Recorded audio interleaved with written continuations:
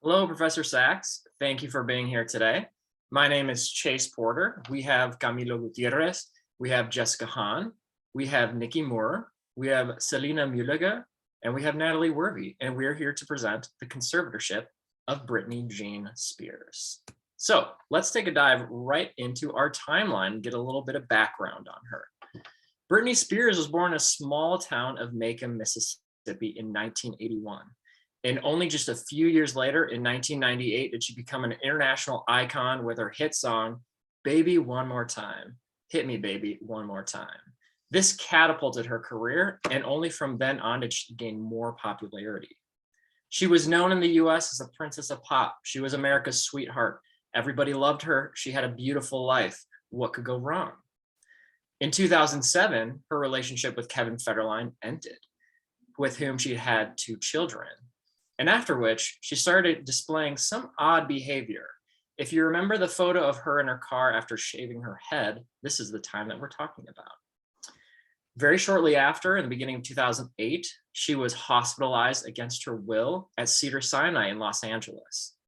At that point in time, her father, Jamie Spears, filed for temporary conservatorship so that he could take care of her well-being and her estate.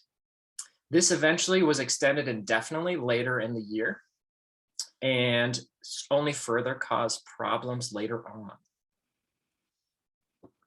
So this conservatorship against Britney's wishes took place between 2008 and 2019.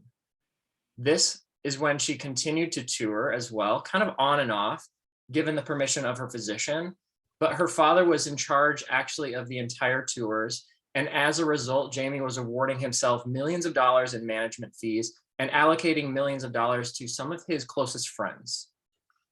In 2019, there was a movement that began to grow as there was awareness surrounding Britney's situation. This was called the #FreeBritney movement. This continued to gain momentum the more and more exposed that Britney's situation was becoming. Come September 2021, this year, just a few months ago, a judge suspended Jamie Spears from the conservatorship. And this was a huge gain for Britney. It wasn't until August of 2021 that Judge Brenda Penny of the LA Superior Court actually removed Jamie Spears as a conservator, which he had been for 13 whole years. Now I'm going to pass it on. Thanks, Chase. So this conservatorship was split into two parts. There was the conservatorship of the Spears estate, which controlled all of her income and her financial decisions. And there was also the conservatorship of Spears' person, which was in charge of her health and well-being.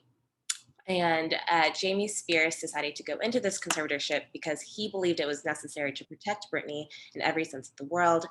He said that her life was in shambles and she needed physical, emotional, and mental help in that capacity. However, during this time, Britney actually released 3 albums, did a Vegas show with over 250 shows, and she also appeared as a guest actor on numerous television shows, and she was a judge on The X Factor. So I'm going to pass it off to Natalie to go into a little more detail about her case.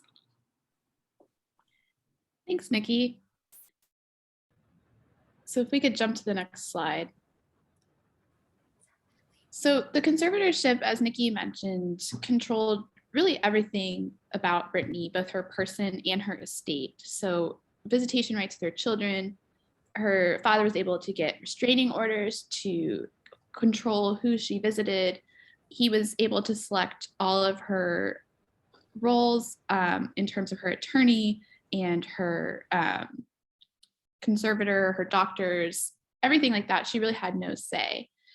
She was compelled to take medication that she was told to, and she was even prohibited from removing her birth control device. So she wasn't allowed to have any more children. She couldn't choose when she wanted to perform. She couldn't choose which professional opportunities she wanted to do. And she had just a small weekly allowance that paled in comparison to the amount of salary that Jamie was paying himself out of the estate. And so I'm going to pass it to Jess to talk a little bit more about her interests.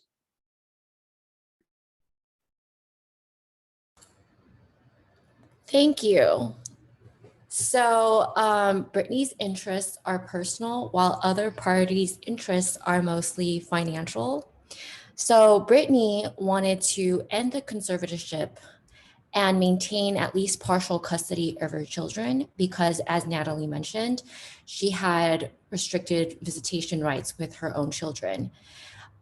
She also wants to avoid additional psych evaluations because she was forced to go through a lot of therapy when she felt like she didn't need to, and despite all of her professional success. And most importantly, she wanted personal freedom to do simple things like drive or have children and choose her doctors and attorneys. And then on the other side with Jamie, his interests are purely financial because he wanted to keep his high salary and control of Britney's entire estate, which was millions of dollars, and at the same time avoid legal trouble.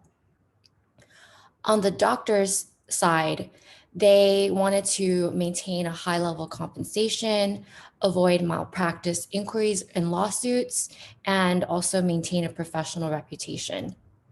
And then on the lawyers and courts, they also were on the similar side of just purely focusing on the financials, and that competed against Brittany's interests. And now I'm going to pass it back to Natalie to discuss the BATNA. Thanks, Jess. So unfortunately, Brittany is in a really tough position, as you probably can tell from the information we've shared thus far. She doesn't really have a strong BATNA. What she's been doing for so many years is trying to basically stay on good behavior because she is very scared that she will lose visitation rights for her children. That seems to be her primary concern. And this has been a really effective way of controlling her. Her father also controls what privileges she's allowed to have, whether she's allowed to go out, spend money, go on trips. And so she really, her BATNA is basically just to behave and to do what she's told as much as possible in order to make sure that she can maintain her privileges, especially including her ability to see her children.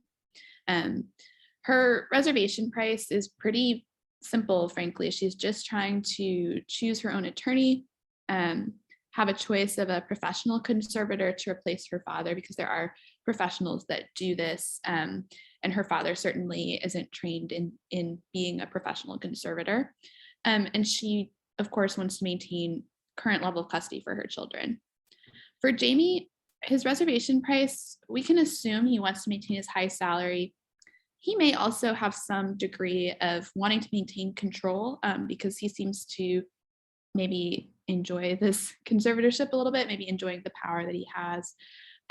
His BATNA is pretty simple, just to continue the conservatorship as it is, and to just continue to restrict Britney's access to the outside world, because what's really challenging the conservatorship over the past couple of years has been the Free Britney movement and the interest that fans and the press have shown, which is putting pressure on him and on the whole conservatorship to maybe make some changes. With that, I'm going to pass it on.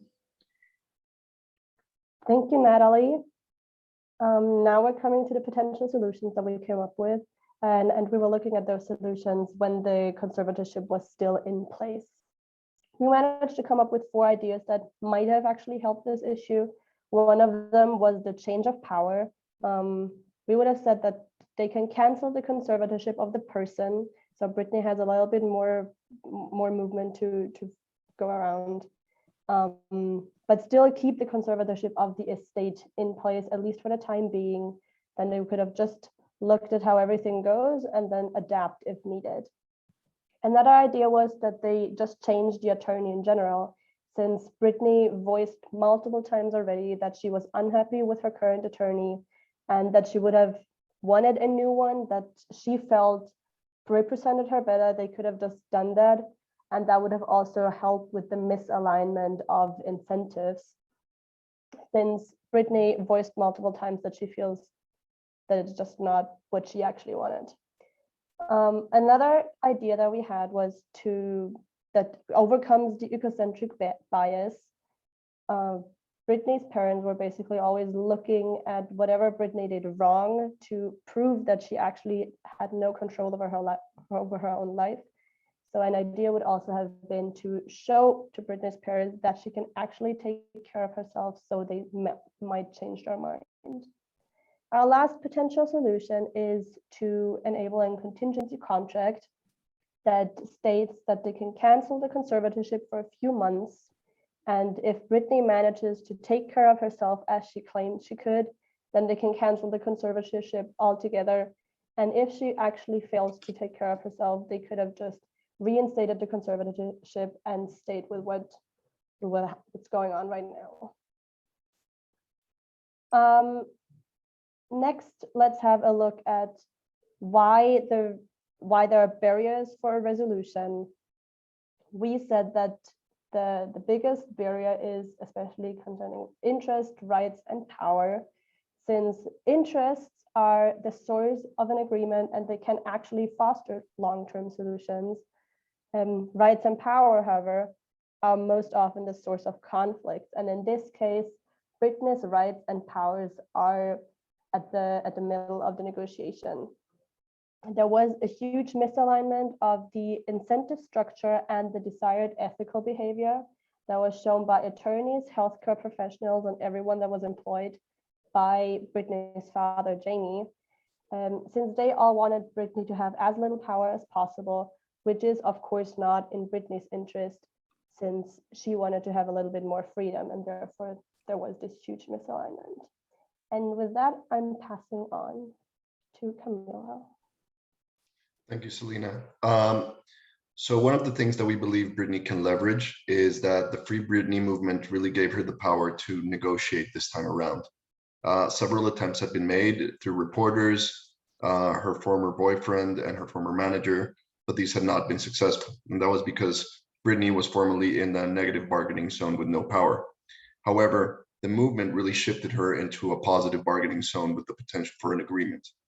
Both parties do, despite their misalignment, do have the health of the singer at heart, and they do agree that this has taken a physical toll on Britney, her father, and her kids. So that is something mutually that they can come into agreement for. Also, there is a term of opportunity that can either be a barrier, but also a resolution, which is the size of the estate and the money to be divided. It does belong to Britney, but Jamie believes some of it should go to him for services rendered. So Britney can sort of leverage this by making those that come to her side and help her get an arrangement quickly, get a size or a share of that pie. For example, we saw that he was getting much more in conservative money. She can really cut him loose by giving him a settlement. There are some oppositional views, however, that must be taken into account. For example, those that were mentioned previously on her career and health. So since there is no more trust in this type of views, the best thing would be to replace both her attorney and healthcare professionals and bring in new parties that can build trust and help with collaborative decision-making to end the conservatorship. Next slide, please. To lead to this ending of the conservatorship, we propose an iceberg model using an interest-based problem-solving approach. So basically, what the people see, what the Free Britney movement sees, what the paparazzi sees is, what we get fed through the media. And it initially was the tabloids, but now BBC, the New York Times, Netflix, everyone has gotten a whiff of it. But these are short-term arguments and usually lead to conflict. We should really start with the needs of those involved and what we don't see. So really establish what the goals of the conservative should be, what the badness are for the different parties, how Britney should really be entitled to the fruits of her work and how she should be able to spend that money. How, as a trigger, future health problems, there should be some form of intervention to help the singer, but at the same time, how she should be able to self-determinate her future in terms of representation, romance, child visitation, etc. And we believe this is the best way and course of action to solve the conservatorship. So thank you. The last slide.